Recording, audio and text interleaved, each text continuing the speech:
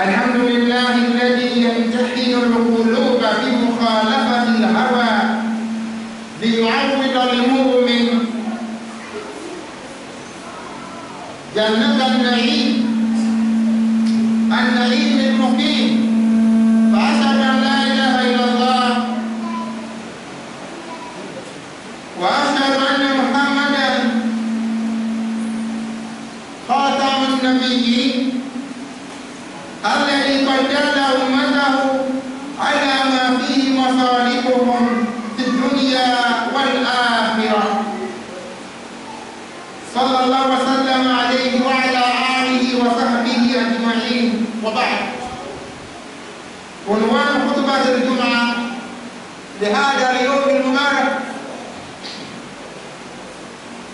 بيان أن غض البصر خصلة حميدة.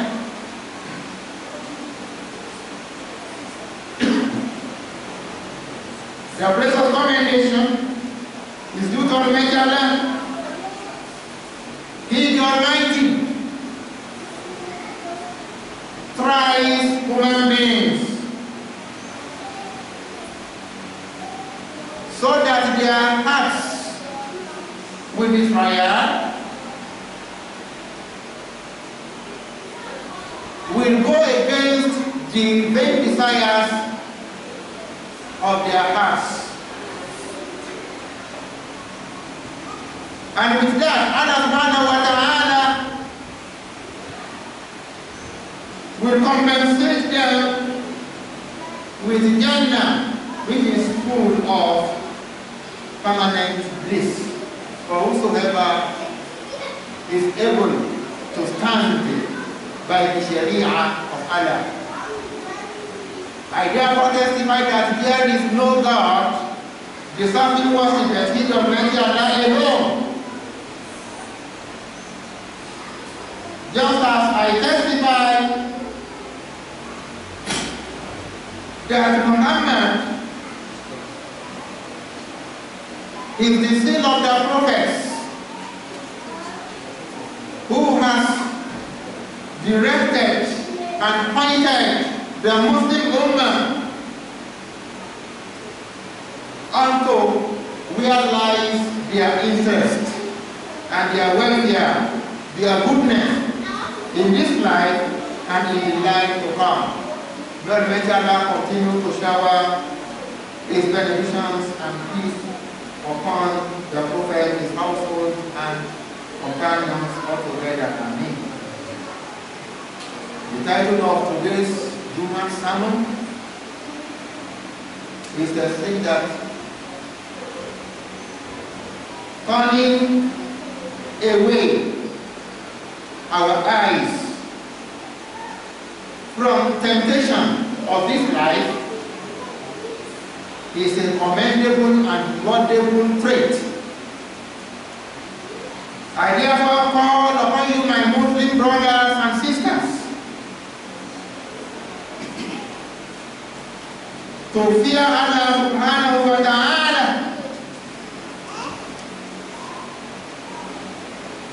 who has actually made our eyes a mirror for the hearts. Whatever you determine in your mind must have been seen by your eyes. And that is why if a person is able to turn his eyes away from the haram in this life, then he is mature and he has held his heart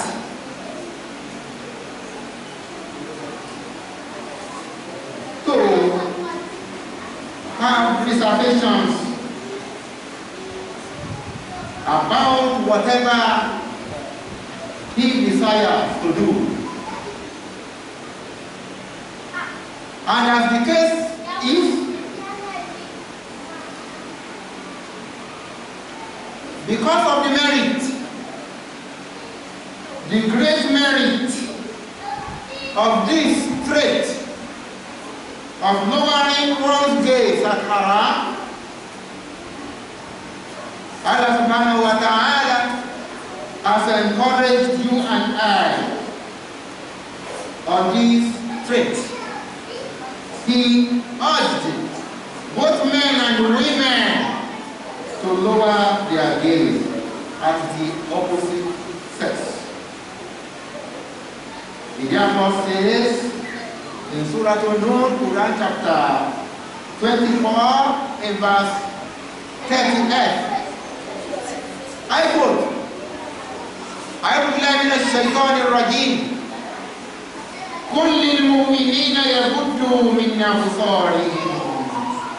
O you apostles, O you prophets, O you messenger of Allah, tell the faithful men that they should always lower their gaze at the opposite sex. After that, the Almighty also says in verse 31 of the same chapter, Surah An-Nur, وَقُلْ لِلْمُؤْمِنَاتِ, also say and tell and encourage the faithful women, يَغْضُضْنَ مِنْ أَبْصَارِهِنَّ, that they should always lower their gaze at the opposite sex. Almighty Allah emphasized that advice, as he says in the end of that verse 31, وَتُوبُوا إِلَى اللَّهِ جَمِيعًا. You should strive hard to repent to Allah jami'an, altogether. Ayyuhal mu'minun, O you the believers. La'allakum tuflihun, so that you will be able to succeed in this life, so that you will meet Allah subhanahu wa ta'ala. You will depart this world to go and meet Allah where He is pleased with you. Allah subhanahu wa ta'ala did not stop there. He appended that verse in the following one, number 32 of the same chapter, Surah An-Nur, Quran chapter 24.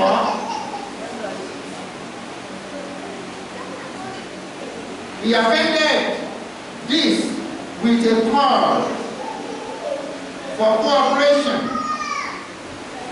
among the parents and guardians in making those under their custody get married, men and women, youth, boys and girls. Parents and guardians have to cooperate in making sure that they get married. And so, Allah subhanahu wa ta'ala says in that verse 32 of Surah An-Nur, وَأَنْكِحُوا الْأَيَّامَ مِنْكُمْ. Make sure that you marry those who are single among you. The unmarried people, make sure that you help them to get married. And because He, the Almighty, is very kind to us, and He is well acquainted with our nature, because He knows whom He has created, He knew that there will be existing among human beings some people who will be unable to marry for a reason or another. And so the Almighty instructed them to abstain from illegalities. And that is why in our Shari'ah of Islam, we don't have anything like courtship before the person gets married. We don't have it in Islam. Courtship, as used by non-Muslims, always leads to fornication and adultery before marriage.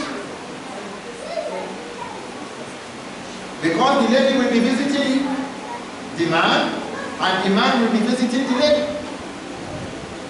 And they will be remaining lonely. And then Satan will always be the third party.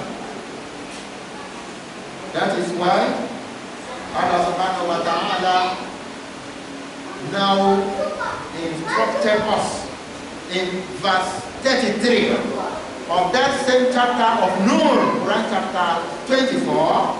He says, وَلْيَسْتَعْفِفِ الَّذِينَ لَا يَجِدُونَ نِكَاحًا. Those who cannot find the means of marriage should keep themselves chaste. They should not take into illegalities. Because Prophet Muhammad sallallahu alaihi wasallam,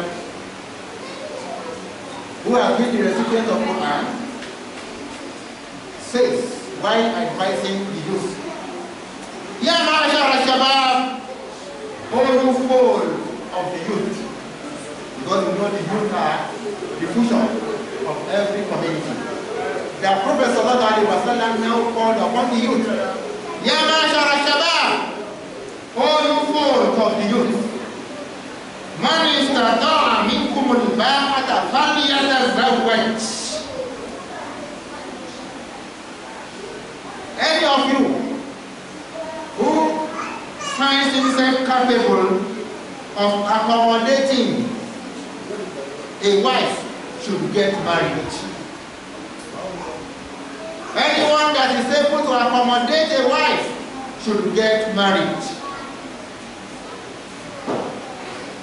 وَمَنْ لَمْ يَسْتَطِعْ, anyone that looks at himself as incapable of marrying, فَعَلَيْهِ بِالصَّوْمِ, should resort to fasting. فَإِنَّهُ لَهُ وِجَاء, because fasting will serve as a precautionary measure for him, a protective measure for him not to get into the forbidden. You know, when you are fasting, you always take extra care in whatever you are doing. This has been agreed upon on the authority of the Yawmu-l-Jum'ah, and as you know, gay relationship, homosexuality, lesbianism,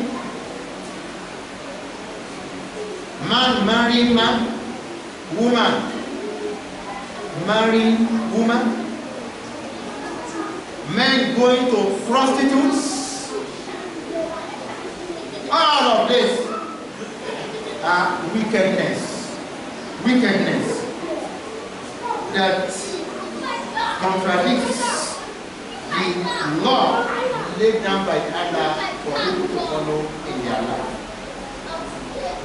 What you don't want people to to do for you, why do you go to do for others? As far as fasting is concerned, you Muslims are not ignorant of the benefits of fasting for the sake of Allah. And even Ramadan is nothing at the door. We are now in the month of Ramadan. And many will be said about fasting. I pray that Allah subhanahu wa ta'ala should enable you and I to be punctual in abiding by the dictates of this very clear guidance that is in favor of all and sundry. Because they are not only benefiting Muslims alone, but they actually benefit all human beings if they abide by it. Let us ask Almighty Allah to forgive us our fallacies so that we will be able to adjust wherever adjustment is necessary.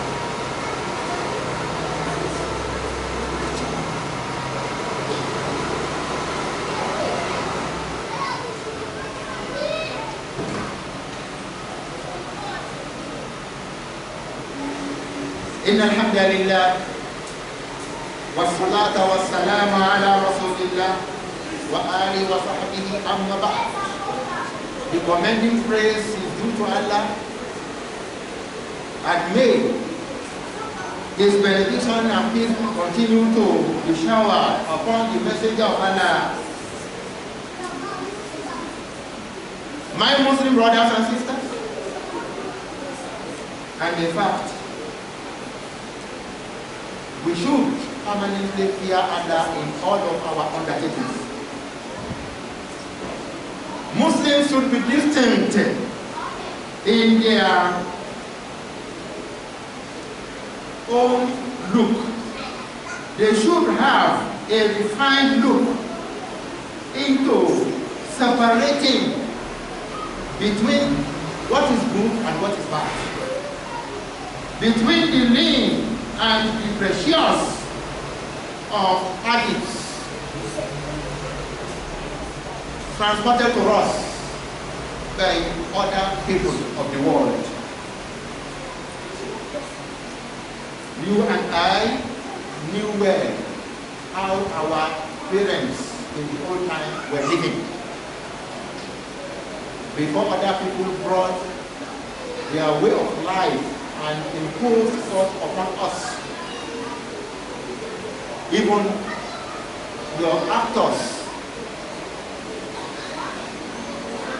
the artists in their entertainments and fields are calling and promoting prostitution, gay marriage, homosexuality, lesbianism, so openly, and nobody to checkmate them. But you Muslims should be in a better position to checkmate yourselves by not getting involved. That is why we are surprised to see that there are some people everywhere who will sit down somewhere along the road, on their balconies, in the front of their shops,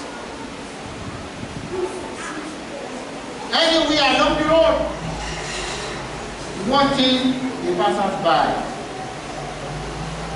And whenever a female passes by, they pass comments and backbite her. Whereas, while your religion did not say that you should not sit wherever you choose to sit, Prophet Muhammad ﷺ has commanded Muslims to give the right due to the road by turning your eyes away from temptations, from the haram, and by trying not to hurt the feelings of other people. Let's forget to say Allah. May Almighty Allah continue to shower His benediction and peace upon our beloved Prophet Muhammad sallallahu alaihi wasallam. Allahumma qallibal qulub, isrif qulubana ila ta'atik, ya musarrifal qulub, thabbit qulubana ala dinika ya arhamar rahimin. Rabbana ya hayyu ya qayyum, birahmatika nastaghith, aslih lana sha'nana kullahu وَلَا تَكِلْنَا إِلَىٰ أَنفُسِنَا طَرْفَةَ عَيْنٍ. Oh Allah, you are the turner of hearts over. Therefore, direct our own attention towards obedience to you. Remember, in Surah Al-Nazi'at, Quran chapter 79, verses 40 and 41, Allah says, وَأَمَّا مَنْ خَافَ مَقَامَ رَبِّهِ وَنَهَى النَّفْسَ عَنِ الْهَوَىٰ. As for a person who feared the day he will stand in front of Allah for accountability, and therefore while here in the world he has chosen for himself to always restrain from vain desires, فَإِنَّ الْجَنَّةَ هِيَ الْمَأْوَىٰ. Surely, Al-Jannah shall be his abode whenever he departs this world. May Allah let that one be our own portion. Someone to say Amen. Let us rise up and observe our Jum'ah.